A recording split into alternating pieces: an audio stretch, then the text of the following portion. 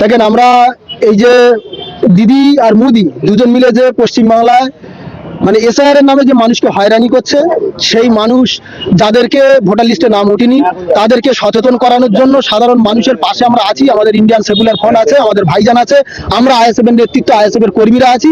তার জন্য মানুষকে সচেতন করার জন্য আজকে আমরা এই রোডে আমরা এই মানে মানুষের সচেতন করার জন্য এই প্রতিবাদ সভাটা করলাম। আমরা দেখেছি এসআইআর নিয়ে দিদি একেবারে কালো কোট করে প্রতিবাদ করছে, তারপরেও সাধারণ মানুষের ভোটার আটকাতে পারেনি, কি বলবেন? দেখেন, নাটকের একটা সীমা থাকে। দিদি পশ্চিমবাংলায় বেঁচে আছে কি এটাই সন্দেহ। হ্যাঁ, কারণ উনি তো বলেছিল যে আমি যদি বেঁচে থাকি এসআইআর হতে দেবো না। আমরা তো মনে করি উনি তো মরেই গেছে। হ্যাঁ, মরে না গেলে তাহলে এসআইআর হলো কি করে?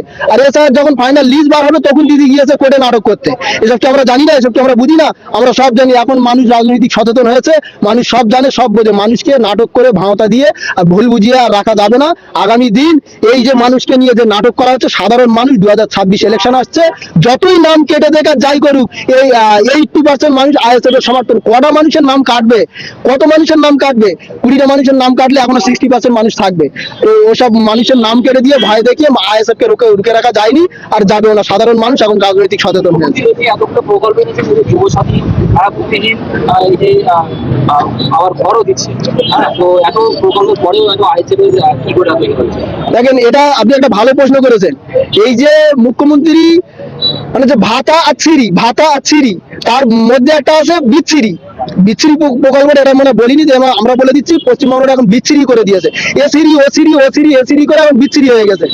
সব থেকে বড় প্রশ্ন হচ্ছে, মানুষ, শিক্ষিত মানুষ আজকে লেখাপড়ার দিক থেকে সরে যাচ্ছে কেন?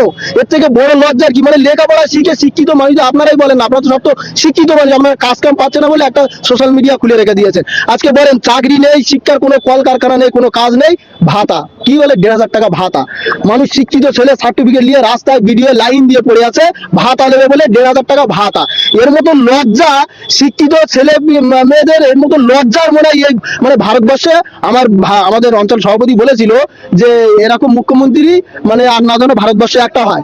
আমি আমার এই ভাইয়ের কথাটা কোট করে বলছি, আমার যেন মনে হচ্ছে এরকম মুখ্যমন্ত্রী ভারতবর্ষে মুখ্যমন্ত্রী না প্রধানমন্ত্রী হোক, যে জ্বালায় পশ্চিম বাংলার মানুষ জ্বলতেছে যেন সারা ভারতবর্ষের মানুষ জ্বলে। সবাই বুঝুক যে মুখ্যমন্ত্রী কি এর নাটকবাজি মাল, মানে নাটকবাজি করে ইনি যে মানে বিচ্ছিরি ভাবে যে রাজ্যটা চালাচ্ছে, এনার যে মুখ না মুখোশ, এটা পুরো ভারতবর্ষের মানুষ জানে। 26-এ ভাঙড়ে তৃণমূলের ব্যর্থতা সরকার বলছে যে আইএসএফ জামানত দাবি। সরকার মোল্লা একটা না, ওরকম 3টে মোল্লা দাঁড়াকে এখানে।